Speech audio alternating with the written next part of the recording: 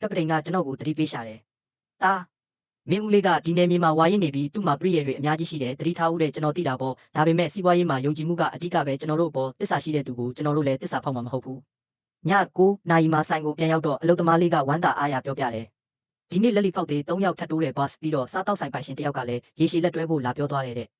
နောက်တနေ့မနက်မှာကျွန်တော်အဲ့ဒီဆိုင်ရှင်မစ္စတာလီနဲ့တွားတွေ့တယ်သူကမြို့ထဲမှာစားတောက်ဆိုင်ခွဲ2ခုဖွင့်ထားတဲ့သူတနေ့ပြင်လဲစားသုံးဆွဲမှုကမနေဘူးသူကအရင်ကဦးလေးစီကပဲအမြဲဝယ်တာဒါပေမဲ့နောက်ပိုင်းမှာငါးအသေးတွေအရန်ပါလာလို့တိုင်ကြားပေမဲ့ဦးလေးကဘာမှမထူးခြားလာဘူးတဲ့ကျွန်တော်သူ့ကိုအေးခန်းထဲခေါ်သွားပြီးပစ္စည်းတွေကိုစိတ်ကြိုက်စစ်ခိုင်းလိုက်တယ်ငါးပါးဟက်တွေရဲ့အယောင်ကအစမျက်လုံးကြည့်မကြည့်အထိသူတိတိကျကျစစ်ဆေးပြီးတော့သဘောကျသွားတယ်ပစ္စည်းကတကယ်ကောင်းတာပဲဒါပေမဲ့ပစ္စည်းမပြတ်အောင်အမခံနိုင်မလားလို့သူကမေးတယ်ကျွန်တော်လည်းကပတိန်နဲ့ချုပ်ထားတဲ့တီးတန့်ဖြန့်ချိခွင့်စာချုပ်ကိုထုတ်ပြလိုက်တာပေါ့စာချုပ်ကိုမြင်တာနဲ့မစ္စတာလီချက်ချင်းဆုံးဖြတ်ချက်ချလိုက်တယ်ဒီနေ့ကစပြီးငါးဆိုင်နှစ်ဆိုင်လုံးအတွက်ပင်လယ်စာကိုမင်းစီကပဲအကုန်ယူမဲ့တစ်ပတ်ကိုအနည်းဆုံးပမာဏ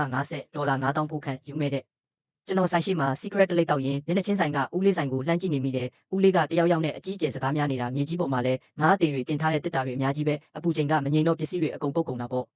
အဲ့ဒီဆက်တွေရဲ့အခြေအနေကိုကျွန်တော်အလို့ရနေပြီးနံပါတ်3ဆက်က compressor ကဟောင်းနေပြီး4နာရီချတစ်ခါအပူချိန်စစ်ရတယ်နံပါတ်2ဆက်က condenser မှာအကြောင်းရှိတယ်နွေရာသီမှာဝင်ပြီးရင် gas တွေစိတ်ထွက်တတ်တယ်အဲ့ဒီချိုရင်းချက်တွေကိုကျွန်တော်သိလို့အရင်ကအသေးပြောင်းနေအောင်ထိန်းထားနိုင်ခဲ့တာဦးလေးကတော့စည်ရင်တွက်တာနဲ့အာနာပြဖို့ပဲတည်တာဒီဆက်တွေရဲ့ကြီးကြပ်တတ်တဲ့အကျင့်ကိုသူဘာမှမသိဘူးကျွန်တော်မရှိတော့တဲ့ဦးလေးရဲ့လုပ်ငန်းဟာအပူပစ္စည်းမစုံတဲ့ဆက်တလုံးလိုပဲလက်ပတ်နေတယ်လို့ထင်ရပေမဲ့တကယ်တော့အတွင်းထဲကနေပြိုလဲနေပြီအဲ့ဒီညမှာပဲကျွန်တော်ဆိုင်ရဲ့တနေ့တာငွေဝင်မှုဟာပထမဆုံးအကြိမ်$1,000ကျော်သွားခဲ့ပြီးအလုပ်သမားလေးကစည်ရင်စာအုပ်ကိုပြပြီးစိတ်လှုပ်ရှားနေပေမဲ့ကျွန်တော်ကတော့အေးဆေးပါပဲဦးလေးဆိုင်ကတော့တကောင်ရန်ထိမီးလေးနေတော့မဲ့ဦးလေးဟာတယောက်တည်းထိုင်ရင်မြေကြီးပေါ်ကငါးတေပုံကြီးကိုစိုက်ကြည့်နေတယ်သူ့ဘေးကအေးပေးဆက်ကြီးကတော့နားကြီးစရာကောင်းတဲ့အတန်ကြီးနဲ့တူမီတီလေးကတစ်ဖြက်ဖြက်နဲ့ဖြစ်နေပါတော့တယ်ည3နာရီမှာ King Carrot King Crabs တွေရောက်လာတော့မယ်တီးတန့်ဖြန့်ချီခွင့်စာချုပ်ချုပ်ပြီး3ပတ်ကြာမှာကျွန်တော်ရဲ့နေ့စဉ်ငွေဝင်မှုကအတော်လေးအခြေခိုင်လာပြီးဒါပေမဲ့အဲ့ဒီညမှာပဲကပတိန်ချမ်းစီကဖုန်းတစ်ချက်ရောက်လာတဲ့သားတတိထားဦးဈေးတွေကလူတစ်ယောက်ကငါ့ကိုမင်းပေးတဲ့ဈေးထက်100%ပိုပေးပြီးပစ္စည်းတွေဖြတ်လူဖို့ကန့်လန့်လာတဲ့အဲ့ဒီလူကဦးလေးရဲ့အရင်နှီးဆုံးလူဆိုတာတိလိုက်ရတော့ဦးလေးတကယ်ကစားပြီဆိုတာကျွန်တော်နားလည်လိုက်တယ်ဒါပေမဲ့ကပတိန်ချမ်းကငါတို့စီးပွားရေးလုပ်တာဂုံတိတ်ခါကိုအဓိကထားတယ်မင်းနဲ့စာချုပ်ထားပြီးမှတော့ဈေးပိုပေးတိုင်းစိတ်မပြောင်းပါဘူးဒါပေမဲ့မင်းဦးလေးကတကယ်အကွက်ချနေတာမို့တတိထားဖို့ဖုန်းဆက်တာလို့ပြောရှာတယ်ကျွန်တော်ချက်ချင်းပဲစိတ်ကန်းကိုသွားပြီးကပတိန်3ယောက်လုံးကိုညစာကျွေးလိုက်တယ်ဈေးနှုန်းအကြောင်းတခုံးမှမဟာပဲသူတို့ရဲ့ပင်လယ်ပြင်ကအခက်အခဲတွေအကြောင်းပဲနားထောင်ပေးခဲ့တယ်ကပတိန်တယောက်ကသူ့သားเจ้าလာစာအခက်အခဲရှိနေတာသိတော့အကိုဒါကနောက်ပိုင်းရမယ့်ပစ္စည်းဘိုးတွေကကြိုပေးတာလို့သဘောထားပြီးเจ้าလာစာအတွက်ယူထားပါဆိုပြီးငွေထုတ်ပေးလိုက်တယ်နောက်တစ်ယောက်ကသူ့မိမဆေးရုံတက်နေရလို့ငွေလိုနေတာသိတော့လေဒါအရေးပေါ်အတွက်3ပါပြန်ဆက်ဖို့မလိုပါနဲ့လို့ပြောပြီးကူညီလိုက်တယ်ကပတိန်တွေရဲ့မျက်လုံးထဲမှာကျွန်တော်ပေါ်ယုံကြည်မှုတွေအပြည့်ဖြစ်သွားပြီးမင်းကတကယ်လူပဲကွာမင်းဦးလေးဘလောက်ပေးပေးငါတို့လုံးဝမယောင်ဘူးလို့ကတိပေးကြတော့တာပေါ့ဦးလေးကတော့လွယ်လွယ်နဲ့လက်လျှော့မှာမဟုတ်ဘူးဈေးထဲမှာကောလာဟာလာတွေလွှင့်တော့တာပဲဒီကောင်ရောင်းတဲ့ပစ္စည်းတွေကခိုးသွင်းလာတာတွေကျမ်းမာရေးထောက်ခံချက်မရှိဘူးအေးခန်းကလည်းစံမမီလို့မကြခင်အပိတ်ခံရတော့မှဆိုပြီးတော့ဖောက်တယ်တွေကဖုံးဆက်ပြီးစိုးရိမ်တကြီးမေးလာကြတယ်ကျွန်တော်မတုံ့လောက်ပါဘူးစိတ်ကန်းကထောက်ခံချက်တွေလုပ်ငန်းလိုင်စင်တွေအကုန်လုံးကိုတပ်ပုံရိုက်ပြီးဖောက်တယ်တွေရဲ့ group ထဲကိုတန်းပို့လိုက်တယ်ခဏအတွင်းမှာပဲကောလာဟာလာတွေငြိမ်သွားတော့တာပဲဒါတွေမကသေးဘူးဈေးတာဝန်ခံတွေပါကျွန်တော်ဆိုင်ကိုလာစစ်ဆေးတော့တယ်တိုင်ကြားစာရောက်ထားလို့တဲ့ကျွန်တော်ကြိုပြင်ဆင်ထားပြီးသားလေမိဘအန်ရဲ့တန်ရှင်းရေးစံချိန်စံညွှန်းအကုန်လုံးကိုအဆင့်မြင့်ဆုံးဖြစ်အောင်လုပ်ထားတာမို့စစ်ဆေးရေးမှုက2နာရီကြာအောင်စစ်ပေမဲ့ဘာမှရှာမတွေ့ပဲပြန်သွားရတယ်သိရတာကတော့အဲ့ဒါဦးလေးကိုယ်တိုင်သွားတိုင်ခဲ့တာတဲ့အဲ့ဒီနေ့မှာပဲကျွန်တော်ရဲ့ငွေဝင်မှုကဦးလေးလုပ်ငန်းထက်တာလွန်သွားပြီဆိုတဲ့သတင်းကဈေးတစ်ခုလုံးပြန့်သွားတယ်တစ်ချိန်တည်းမှာပဲဦးလေးရဲ့ဆိုင်မှာတော့အကျွေးရှင်တွေဝိုင်းနေကြပြီးဦးလေးကကျွန်တော်ကိုပိတ်ဆို့ဖို့ဈေးပိုပေးပြီးပစ္စည်းတွေတင်းဝယ်ထားပေမဲ့သူ့ရဲ့ငွေကြေးလက်ပတ်မှုကပြတ်တောက်သွားပြီလေငါးအသေးတွေကလည်းများလာတော့ဖောက်တယ်တွေလည်းလက်လွတ်ကုန်ပြီအလုပ်သမားလေးပြောပြတာကတော့ဦးလေးရဲ့ဆက်ကြီးဒီနေ့ထပ်ပြက်လို့ King Carrot King Crabs တွေအကုန်တေကုန်ပြီးအနည်းဆုံး$8,000ဘိုးလောက်ဆုံးရှုံးသွားတယ်တဲ့အဲ့ဒီဆက်အကြောင်းကျွန်တော်ကောင်းကောင်းသိတာပေါ့ပြီးခဲ့တဲ့နွေရာသီကဆက်ပြက်တုန်းကကျွန်တော်36နာရီလုံးမအိပ်ပဲပြင်ခဲ့ရတာလေအခုတော့ဦးလေးအတွက်ပြင်ပေးမဲ့သူမရှိတော့ဘူးပေါ့အဲ့ဒီဆက်ရဲ့အစိပ်ပိုင်းတိုင်းကြီးကြတတ်တဲ့အချက်တိုင်းကိုကျွန်တော်အလို့ရနေတာပေါ့ဒါပေမဲ့အခုတော့ဒါတွေကကျွန်တော်တာဝန်မဟုတ်တော့ဘူးလေညဘက်မှာဖောက်တယ်ကြီးမစ္စတာလီကဖုန်းဆက်လာတယ်သူတငယ်ချင်းစားတောက်ဆိုင်ပိုင်ရှင်တယောက်လဲကျွန်တော်စီကပစ္စည်းယူခြင်းလို့တဲ့တစ်ပတ်ကိုအနည်းဆုံး$9,000ဘိုးရန်9တန်းခန့်အော်ဒါရှိမယ်ဆိုတော့ကျွန်တော်မနေ့ပြန်သွားတွေ့ဖို့သဘောတူလိုက်တယ်ဖုန်းချပြီးမျက်နှာချင်းဆိုင်ကဦးလေးဆိုင်ကိုကြည့်လိုက်တော့ဦးလေးဟာစည်ရင်စာအုပ်ပုံကြီးရှိမှတယောက်တည်းထိုင်နေတော့မဲ့သူ့ပုံစံကအတော်လေးအိုစာပြီးနွမ်းလျနေတာတွေ့ရတယ်ကျွန်တော်မျက်မှောင်ကုပ်ပြီးဆိုင်တကားကိုပိတ်လိုက်တယ်မနေ့ပြန်အတွက်ငါအတုပ်လိုက်ရောက်လာတော့မဲ့ဖောက်တယ်တွေကလည်းအစီ200လောက်ကျူတင်မှထားကြပြီလေဈေးထဲမှာတော့လူတွေကတိုးတိုးတက်နဲ့အတင်းပြောနေကြပြီဦးလေးရဲ့ဆိုင်ကတော့မကြခင်ပြိုတော့မှာပဲဆက်ဟောင်းကြီးတွေကခဏခဏပြတ်တော့ငါးတွေကအကုန်သေးကုန်လာတဲ့အဲ့ဒါကြောင့်ဖောက်တယ်ဟောင်းတွေကကျွန်တော်ဘက်ကိုတိတ်တိတ်လေးကူးလာကြတာပေါ့အလုတ်သမားလေးကစည်ရင်တွေကြည့်ပြီးစိတ်လှုပ်ရှားစွာနဲ့ပြောတယ် bossဒီလအသားတင်အမြက်က9သိန်းကျော်သွားပြီပြတယ်ကျွန်တော်ကတော့အေးဆေးပါပဲအရင်ဦးလေးနဲ့လှုပ်တုံးကရတဲ့အမြက်တွေနဲ့ရှင်ရင်ဒီငွေကဘာမှမဟုတ်သေးပေမဲ့ကျွန်တော်အတွက်တော့ဒါဟာကိုအားကိုကူပြီးရှာထားတဲ့ပထမဆုံးသောကိုပိုင်ငွေကြီးပါပဲညက်နဲ့လို့ဆိုင်ပိတ်ပြီးပြန်လာတော့ဦးလေးဟာနံပါတ်3ဆက်ကြီးကိုအသေးအတန်ပြင်းနေတာတွေ့ရတယ်သူ့လှုပ်ရှားမှုတွေကအရန်ကိုအဆင်မပြေဘူးအဲ့ဒီစားကြပြတွေနဲ့စက်ပစ္စည်းတွေအကြောင်းသူဘာမှနားမလည်ဘူးဆိုတာသိတာနေတာပဲကျွန်တော်ခဏရက်ကြည့်နေမိပေမဲ့နောက်ဆုံးတော့လှည့်ထွက်လာခဲ့လိုက်တယ် နောက်နေ့မနက်မှာတော့ဦးလေးကဈေးနှုန်းစစ်ပွဲ price war ကိုစတင်လိုက်တယ်လို့သတင်းထွက်လာတဲ့သူဆိုင်ကပစ္စည်းအလုံးကို10%ရှော့ဈေးနဲ့အရှုံးခံရောင်းထုတ်တော့တာပဲလက်လီသမားတွေလည်းအုပ်အော်တောင်းနေဖြစ်ကုန်တာပေါ့အလုပ်သမားလေးက boss ကျွန်တော်တို့လည်းဈေးလျှော့တင်တယ်တော့လို့လာပြောတယ်ကျွန်တော်ခေါင်းခါပြလိုက်တယ်ဦးလေးဘာလုပ်နေလဲဆိုတာကျွန်တော်ကောင်းကောင်းသိတာပေါ့သူကဈေးလျှော့ခိုင်းပြီးကျွန်တော်ကိုငွေပြတ်သွားအောင်ဒါမှမဟုတ်ဖောက်တယ်တွေသူစီပြန်ပါသွားအောင်လုပ်နေတာဒါပေမဲ့သူတွက်ကိန်းတစ်ခုလွဲသွားတယ်ကျွန်တော်ရဲ့အရင်ကသူ့ထက်10%တာနေတာလေပြီးတော့ကျွန်တော်ကဈေးနဲ့ရှင်းပြိုင်စရာမလိုဘူးဝန်ဆောင်မှုနဲ့ပဲအနိုင်ယူမဲ့အပူချိန်ထိမ့်သိမ့်တဲ့ box တွေနဲ့အေးခန်းကားတွေကိုထပ်ဝယ်ပြီးအဆင့်မြင့်ဝန်ဆောင်မှုဘက်ကိုဦးတည်လိုက်တယ်ပစ္စည်းလုံးဝမတည်စေရဘူးအချိန်တိကျရမယ်ဆိုတဲ့မူဝါဒကိုကင်ဆွဲလိုက်တာပေါ့ဈေးနှုန်းစစ်ပွဲဆိုတာဘသူကပိုချာချာခံနိုင်မလဲဆိုတာပဲအရေးကြီးတာကိုအပင်ပန်းခံပြီးလိုက်လျှော့နေမဲ့အစားတခြားလမ်းကနေပိုကောင်းအောင်လုပ်တာကမှအောင်မြင်မဲ့နီးလမ်းမဲ့လို့ကျွန်တော်ပြောလိုက်တယ်နောက်3ရက်လုံးကျွန်တော်ဈေးမလျှော့ဘူးဒါပေမဲ့ဝန်ဆောင်မှုကိုအပြည့်အဝအာရုံစိုက်လိုက်တဲ့ပစ္စည်းတွေကိုတောင်ကမထွက်ခင်ကျွန်တော်ကိုယ်တိုင်တေချာစစ်တယ်ငါးတကောင်တောင်မသေးစေရဘူးပစ္စည်းပို့ချိန်ကိုလည်းနိုင်ဝက်တောင်အလွဲချုံမရှိအောင်တိတိကျကျလုပ်ပေးခဲ့တယ်ထောက်တယ်ရီလိုတဲ့အချိန်တိုင်းကျွန်တော်အရောက်ပို့ပေးခဲ့ပါတယ်လက်လီသမားတချို့ကဦးလေးရဲ့ဈေးလျှော့တဲ့နောက်ကိုပါသွားကြသေးပေမဲ့မကြခင်မှာပဲပြဿနာတွေတက်လာတော့တာပဲဦးလေးကဈေးလျှော့နိုင်ဖို့အတွက်စိတ်ကန်းသေးလေးတွေကနေအရေးသွေးမမှန်တဲ့ပစ္စည်းတွေကိုလိုက်ဝယ်တယ်ပြီးတော့သူ့ရဲ့ပြစ်ချင်နေတဲ့ဆက်တွေထဲထည့်ထားတော့ငါးတွေကတန်းစီတည်ကုန်တာပေါ့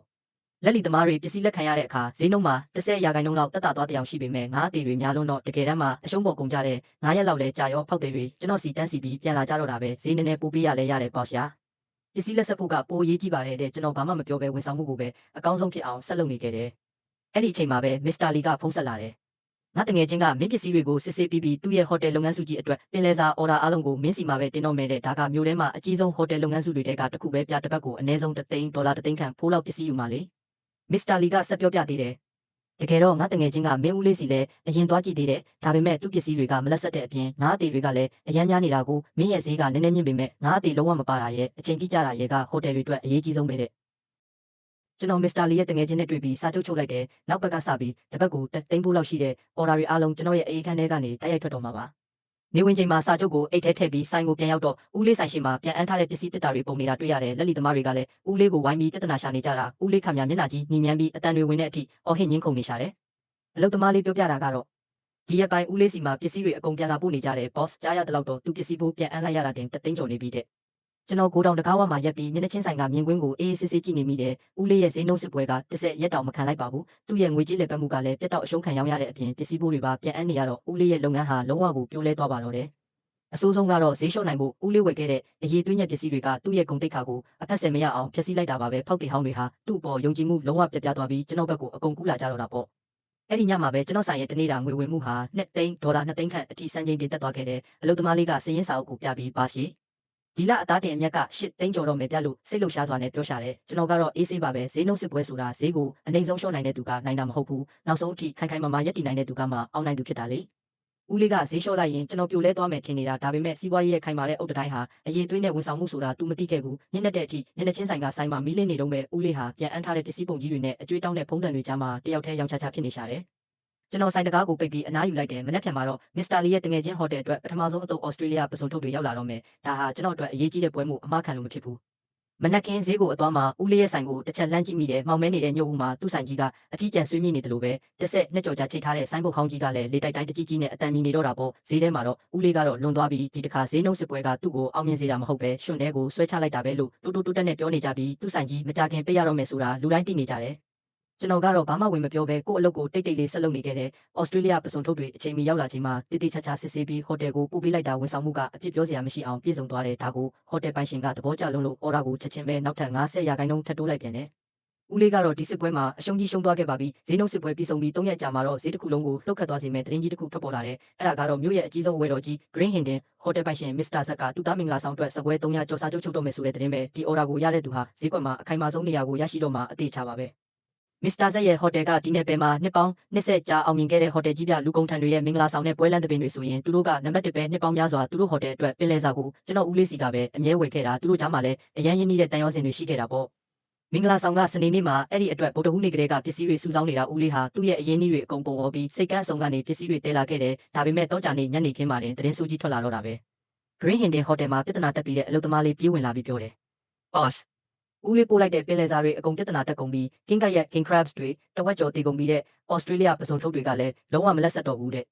မစ္စတာဇက်ကတော့ဒေါသတွေထွက်နေပြီးအခုချက်ချင်းပစ္စည်းအစ်စ်တွေနဲ့ပြန်လဲပေးမလားဒါမှမဟုတ်ရင်ငါတို့အဆက်အသွယ်လုံးဝဖြတ်မလားဆိုပြီးရာစတန်ပေးလိုက်တယ်ကျွန်တော်ကိုတောင်ရှိကနေလှမ်းကြည့်တော့ဦးလေးဆိုင်မှာပြားရတွေခတ်နေတာတွေ့ရတယ်ဦးလေးကပစ္စည်းအစ်စ်ရကိုဖုန်းတွေတောက်လျှောက်ဆက်နေပေမဲ့တောက်ကြနေညနေကြီးဆိုတော့ဘယ်သူမှမပေးနိုင်တော့ဘူးနယ်ကနေတဲလာဖို့ဆိုတာလည်းမဖြစ်နိုင်တော့ဘူးလေဒေတာတွင်းစိတ်ကန်းတွေကိုလည်းသူကအရင်ကဈေးနှုန်းစစ်ပွဲလုပ်ပြီးအကုန်ရန်စထားခဲ့တော့အခုချိန်မှာဘယ်သူကမှသူ့ကို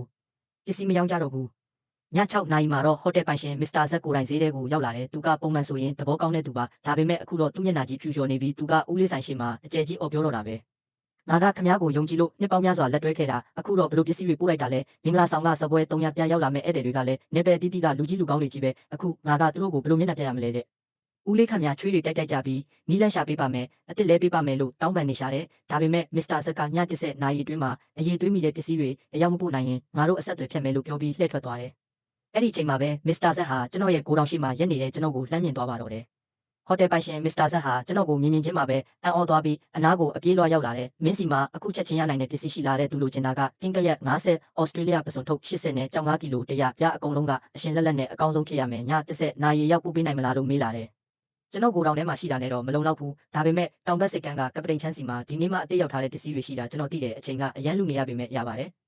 ကျွန်တော်လုပ်ပေးမယ်လို့ကတိပေးလိုက်တယ်ဒါပေမဲ့ပစ္စည်းအရေးသွေးကိုတော့ကျွန်တော်ကိုယ်တိုင်တေချာစစ်ဆေးဦးမယ်လို့ပြောလိုက်တာပေါ့မစ္စတာဇက်ကလည်းသူ့သားမင်္ဂလာဆောင်မှာအမှားမခံနိုင်ဘူးဆိုပြီးခေါင်းငင်းပြရှာတယ်ကျွန်တော်ချက်ချင်းပဲကပတိန်ချန်းစီဖုန်းဆက်ပြီးပစ္စည်းတွေကြိုးဖက်ခိုင်းလိုက်တယ်အလုပ်သမားလေးနဲ့အတူအေးခန်းကားကိုအမြန်မောင်းပြီးစိတ်ကန်းကိုသွားကြတာပေါ့ည9နာရီခွဲမှာစိတ်ကန်းကိုရောက်တော့ကပတိန်ကအကုန်စင်တင်လှုပ်ထားပေးပြီးသားပစ္စည်းတွေကိုတစ်ခုချင်းတေချာစစ်ဆေးအရှင်တွေမှန်းတေချာပြီးဆိုမှကားပေါ်မြန်တင်ပြီးဈေးကိုပြန်မောင်းခဲ့တယ်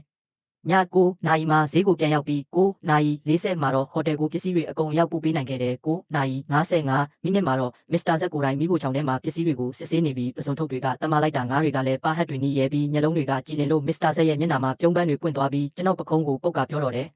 မင်းငါကိုတကယ်အကြက်တဲတဲကကဲလိုက်တာပဲကွာပစ္စည်းတွေကရှယ်ပဲတဲ့